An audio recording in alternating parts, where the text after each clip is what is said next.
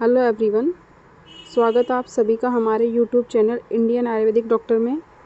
आज की क्लास का हमारा टॉपिक है रजोनिवृत्ति यानी कि मीनोपॉज।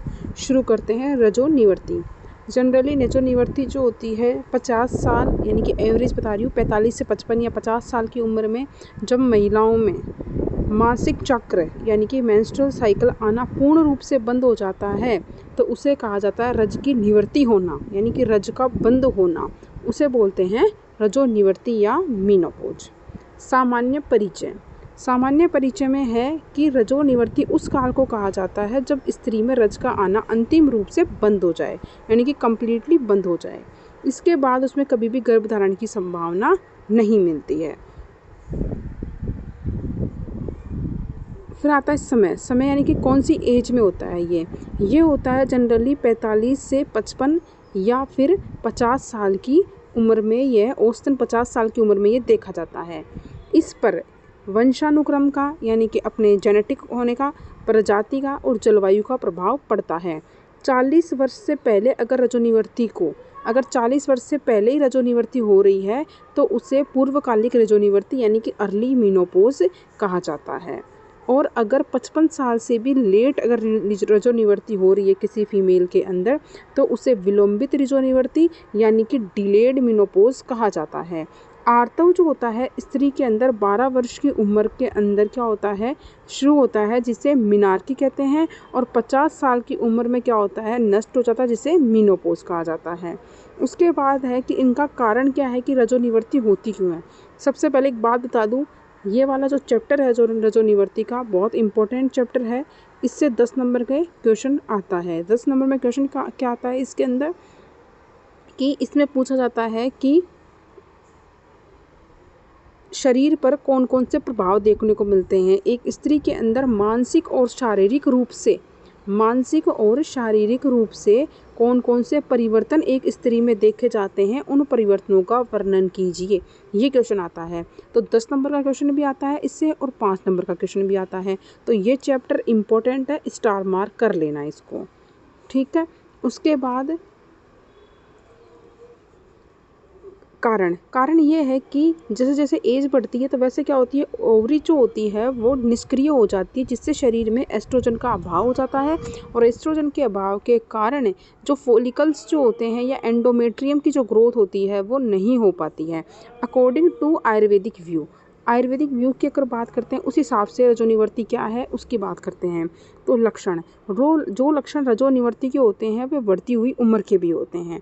जैसे जैसे जो लक्षण रजोनिवृत्ति में देखे जाएंगे ना, वो एक फीमेल में बढ़ती हुई उम्र के लक्षण भी होंगे। जैसे कि वृद्धावस्था में क्या होता है, वात दोष की प्रधानता होती है। उस अवस्था में क्या देखी जाती है, अवस्था में बेचैनी देखी जाएगी, अस्थमा देखा जाएगा, या फिर क्या होगी, अनिद्रा देखी जाती है फीमेल के अंदर। पित्त दोष होगा, अगर पित्त दोष है वृद्धावस्था में प्रधान है तो उसमें क्रोध आएगा या पसीना आएगा, चिड़चिड़ा स्वभाव होता है बुढ़ापे में। और कफ दोष की प्रधानता होती है तो उस फीमेल में मानसिक अवसाद या फिर आलस्यता देखने को मिलती है। कारण क्या होता है रजोनिवृत्ति का, एक तो होता है काल, यानी कि एज जिससे जिससे खत्म होएगी वैसे वैसे सीधी सी बात है रजोनिवृत्ति होगी। तो काल कि हमेशा समय जो होता है वो आगे बढ़ता है। तो 50 साल की उम्र के बाद में क्या होता है, रजोनिवृत्ति आ जाती है, यानी कि मासिक स्राव जो होता है वो बंद हो जाता है। एक होता है वायु की धीरे धीरे, जैसे ही सबसे पहले जब बाल्यावस्था होती है तो कफ की प्रधानता होती है, युवावस्था में पित्त की प्रधानता होती है, और वृद्धावस्था में वात की प्रधानता होती है। तो वायु की प्रधानता के कारण क्या होता है, रज की निवृत्ति होने लगती है। और क्या होता है, धीरे धीरे हमारी धातुओं का वृद्धावस्था में क्या होता है, क्षय होने लग जाता है। तो उस वजह से एक होता है ये स्वभावतः है कि 12 वर्ष में शुरू हुआ मीनार्की जो है वो 50 वर्ष में मीनोपॉज में बदल जाती है, यानी कि इसमें आना शुरू होता है तो इसमें क्या होता है, बंद हो जाता है। ये स्वभाव है। और एक है कर्म, यानी कि आसपास का एनवायरनमेंट यानी कि वातावरण के ऊपर डिपेंड करती है। उसके बाद आता है अभिघात, यानी किसी प्रकार का कोई चोट वोट लग गई तो उसकी वजह से हो सकता है कि जल्दी मीनोपॉज आ जाए।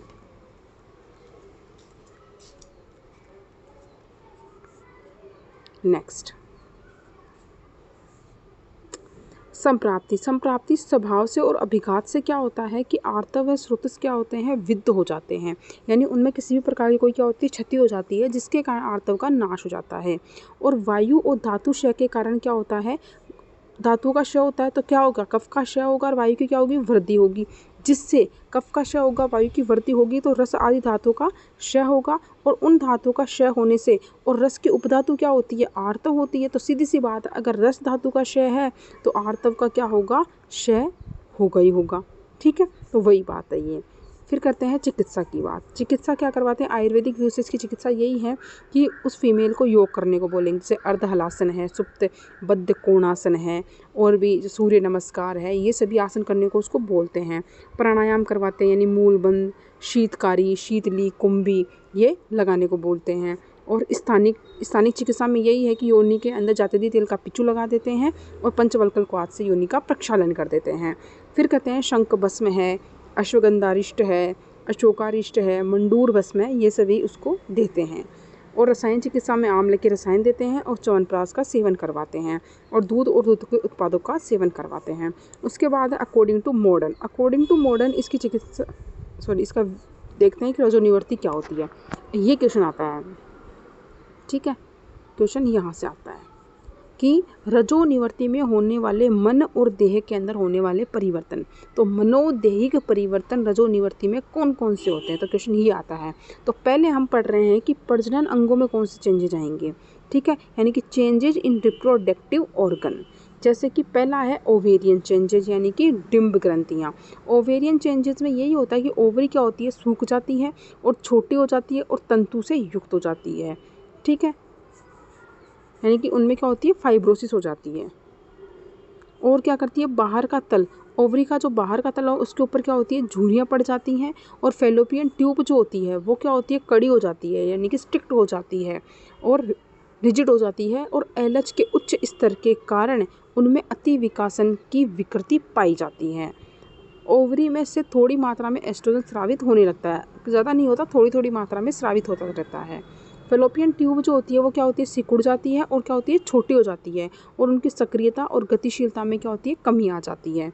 गर्भाशय की अगर बात करते हैं तो गर्भाशय की पेशियां जो होती हैं उनके अंदर शोथ के कारण, शोथ नहीं है, शोष है, ठीक है, तो गर्भाशय की मांसपेशियों में शोष के कारण गर्भाशय सिकुड़ जाता है और छोटा हो जाता है, और एंडोमेट्रियम क्या होती है, पतली हो जाएगी और अपुष्ट होगी, किसी भी तरह का कोई क्या होगा, न्यूट्रिशन उससे प्राप्त नहीं होगा। सर्विक्स में क्या होगा, शोष हो जाएगा। स्राव भी क्या होता है, न्यून होता है, सर्विक्स से होने वाला स्राव न्यून हो गया ना, यानी कम मात्रा में होगा और गाढ़ा होगा और धीरे धीरे क्या होगा, समाप्त हो जाएगा।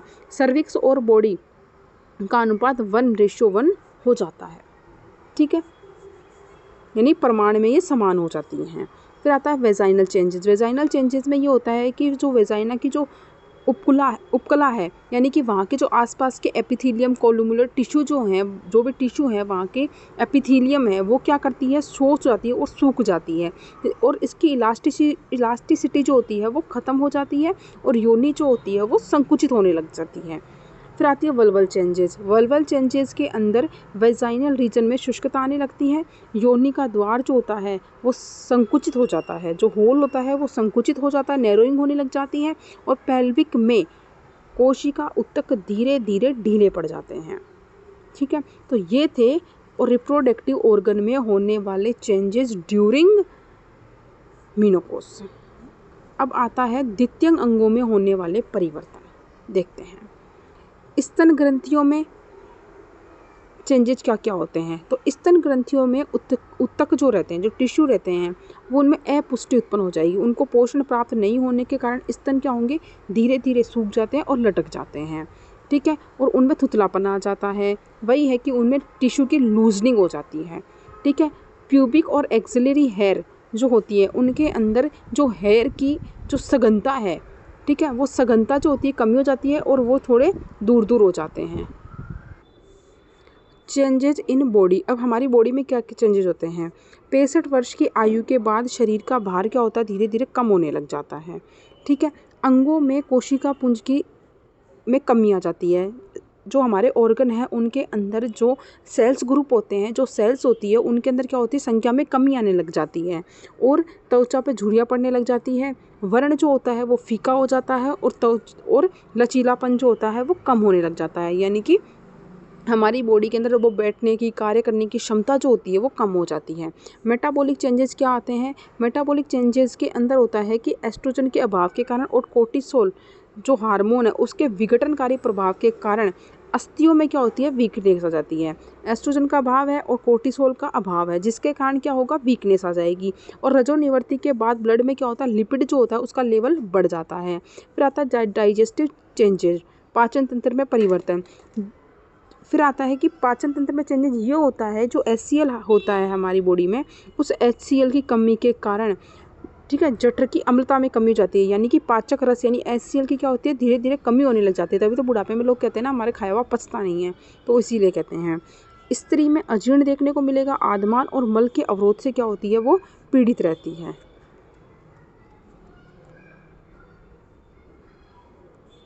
Next, hormonal changes. इस सभी अंतःस्रावी ग्रंथियों में क्या होगी, जो भी ग्लैंड होती हैं उनके अंदर क्या होती है, हार्मोनल ग्लैंड जो होती हैं उनके अंदर क्या होती है, शिथिलता आ जाती है। और ओवरी जो होती है धीरे धीरे क्या होती है, निष्क्रिय हो जाती है। और आवाज़ जो होती है उसमें क्या होता है, धीरे धीरे जैसे जैसे एज बढ़ती है उसमें भारीपन आ जाता है। ठीक है। फिर आता है sign and symptom. Sign and symptom में ये होता है, कैसे पता चलता है कि अब मेनोपॉज आने वाली है या शुरू होने वाली है। उसमें ये पता चलता है कि हर ऋतु चक्र में, जैसे फीमेल में हर ऋतु चक्र यानी हर मेंस्ट्रुअल साइकिल आता है, तो प्रति ऋतु चक्र में होने वाला जो मेंस्ट्रुअल ब्लड है या ब्लीडिंग है उसके स्राव में क्या होती है, मात्रा में धीरे धीरे क्या होगी, कमी होने लग जाएगी। और कमी होगी और धीरे धीरे कमी होते होते घटती घटती वो क्या होगी, एक दिन समाप्त हो जाती है। ठीक है। और ऋतुकाल यानी कि 2 मेंस्ट्रुअल साइकिल के बीच में पहले 1-1 मास से आते थे, फिर थोड़े थोड़े दिन के बाद क्या होगा, 2-2 मास से आने लगेंगे, फिर 6-6 मास से आएंगे और 6-6 मास से आते आते फिर गायब हो जाते हैं, यानी कि समाप्त हो जाते हैं। ठीक है। तो ऋतुकाल के बीच अंतराल बढ़ते बढ़ते धीरे धीरे समाप्त हो जाएगा और मासिक धर्म अचानक से क्या होगा, समाप्त हो जाएगा। नितंब और स्तन ग्रंथियों के चारों ओर मेद का संग्रह हो जाता है। तो ये होते हैं साइन एंड सिम्टम। अब इसका उपचार में या मैनेजमेंट में यही होता है कि शिक्षण और व्याख्यान करना है, यानी कि अवेयरनेस लेके आनी है और स्त्रियों को समझाना है कि ये क्या होती है, बॉडी की एक सामान्य स्वाभाविक अवस्था होती है और ये सभी में होती है। ठीक है। और उसके मन से भय, आशंका और अंधविश्वास को दूर करना है। ठीक है। आश्वासन देना है कि रजोनिवृत्ति के बाद भी उन स्त्रियों का जो आकर्षण है वो कम नहीं होगा, वो वैसी लगेंगी जैसी पहले थी, ऐसे उनको आश्वासन देना है।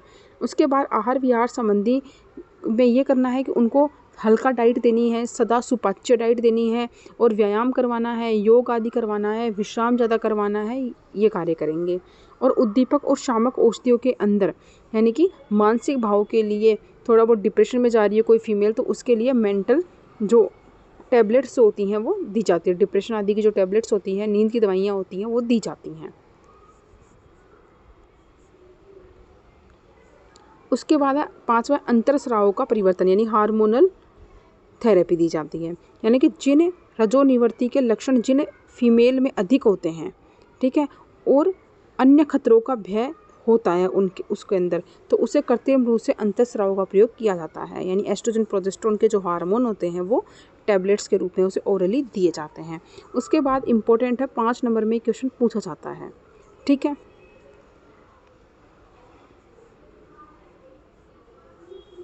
मेनोपॉजल सिंड्रोम, यानी कि रजोनिवृत्ति कालीन लक्षण का समूह है। इतना सा क्वेश्चन आता है कि मेनोपॉजल सिंड्रोम से आप क्या समझते हैं। तो देखते हैं मेनोपॉजल सिंड्रोम क्या होता है, किन फीमेल्स में होता है ये, और क्या लक्षण होते हैं इसके। रजोनिवृत्ति का अधिकांश महिलाओं को, अधिकांशतः ये होता है कि महिलाओं में माहवारी बंद होने के बाद कोई अन्य लक्षण नहीं आता है, कि बस माहवारी बंद हो गई, मेंस्ट्रुअल साइकिल उनका बंद हो गया, उसके बाद अन्य कोई लक्षण नहीं आता है। जनरली यही होता है। लेकिन कुछ महिलाओं में अन्य लक्षण उत्पन्न हो जाते हैं। ठीक है। और वही क्या करते हैं, मेनोपॉजल सिंड्रोम को उत्पन्न करते हैं। जैसे कि लक्षण क्या क्या होंगे, उनके अंदर वेजोमोटर डिस्टर्बेंस, यानी कि उनकी स्किन का टेम्परेचर, यानी उनकी बॉडी का टेम्परेचर क्या होता है, बढ़ जाता है और उनकी बॉडी के कलर में, स्किन के कलर में चेंजेज होने लग जाते हैं जैसे ही उनके मेनोपॉज आता है उस टाइम में। और हॉट फ्लैशेस आने लगते हैं, यानी कि उनको अचानक से उनके अंदर गर्मी फील होने लग जाती है। जैसे अभी तक नॉर्मल था सब कुछ, लेकिन अचानक से उनको बहुत ज़्यादा गर्मी लगने लग जाती है, बहुत ज़्यादा स्वेटिंग होने लग जाती है, तो उनको कहते हैं हॉट फ्लैशेस और वेजोमोटर डिस्टर्बेंस। ये 2 सिम्टम उन फीमेल में देखे जाते हैं। तो वही लिखा है कि लक्षण जैसे वेजोमेट्रिक डिस्टर्बेंस यानी कि स्किन के टेम्परेचर में वृद्धि होना और कलर में परिवर्तन होना, और हॉट फ्लैशेस यानी अचानक से गर्मी फील होना, ये देखा जाता है। हॉट फ्लैशेस में स्त्री के वक्ष का जो ऊपर का भाग है यानी कि चेस्ट रीजन जिसको बोलते हैं, उस भाग में विशेष रूप से ग्रीवा में उष्णता का अनुभव होता है और साथ ही खूब सारा पसीना आता है, यानी कि बहुत ज़्यादा क्या होती है, उष्णता का अनुभव होगा। वही मैंने बताया ना कि टेम्परेचर बढ़ जाएगा और साथ ही साथ में क्या होगा, उसके अंदर स्वेटिंग क्या होती है, ज़्यादा होती है। तो स्वेटिंग भी ज़्यादा होगी और टेम्परेचर भी क्या होगा, ज़्यादा होगा। इसके साथ ही हृदय की धड़कन बढ़ना, जैसे हार्ट बीट तेज़ हो जाना, थकान हो जाती है, वीकनेस होती है और कमजोरी आने लग जाती है। ये सभी लक्षण ऑटोनॉमिक नर्व सिस्टम के इरिटेशन के कारण उत्पन्न होते हैं। उस फीमेल के अंदर जो ऑटोनॉमस नर्व सिस्टम है हमारा, जो इन सभी एक्टिविटीज़ को रेगुलेट करता है, उसके अंदर अगर इरिटेशन हो जाता है तो उसके कारण ये सभी लक्षण उत्पन्न होते हैं। ये जो होता है ये 1 से 10 मिनट तक भी हो सकते हैं, जो हॉट फ्लैशेस आ रहे हैं या फिर वेजोमेट्रिक डिस्टर्बेंस हो रहा है, ये 1 से 10 मिनट तक भी हो सकता है, ठीक है, या 6 महीने में गैपिंग करके आता है, या फिर 2 वर्ष तक प्रतिदिन हो सकता है। 2 वर्ष हो गए लगातार वो फीमेल इसी मेनोपॉज़ल सिंड्रोम से ग्रसित है, तो 2 वर्ष तक भी हो सकता है, 6 महीने तक भी हो सकता है, या 65 या 80 वर्ष की आयु तक के अनुभव में ये होता है, यानी 80 साल तक उस फीमेल को ये फील हो सकता है, यानी कि 80 साल तक ये मेनोपॉज़ल सिंड्रोम होता है। ये लक्षण फीमेल में एस्ट्रोजन और जीएनआरएच हार्मोन की कमी के कारण होते हैं। तो 2 कारण हो गए, ऑटोनॉमस नर्वस सिस्टम में इरिटेशन और एस्ट्रोजन हार्मोन या फिर जीएनआरएच हार्मोन जो हैं, गोनाडोट्रोपिन रिलीजिंग हार्मोन हैं, उनके अंदर कमी के कारण ये होते हैं। ये सभी लक्षण थर्मो रेगुलेटिंग सेंटर, ठीक है, वही ऑटोनॉमस नर्वस सिस्टम में होता है थर्मो रेगुलेटिंग सेंटर और जीएनआरएच सेंटर जो है हाइपोथैलेमस का, उनके एक साथ सम्मिलन से होता है। इसकी वजह से फीमेल में रात में क्या होती है, नींद पूरी नहीं हो पाती, इसलिए रात में ये कई बार होता है, क्योंकि रात में ये ज़्यादा होता है, इसलिए फीमेल की नींद रात में पूरी नहीं हो पाती है। तो ये है आपका मेनोपॉज़ल सिंड्रोम, इम्पोर्टेंट है, इसको अच्छे से पढ़ना। इतना ही है मेनोपॉज़, बाकी पढ़ते हैं बाद में। धन्यवाद।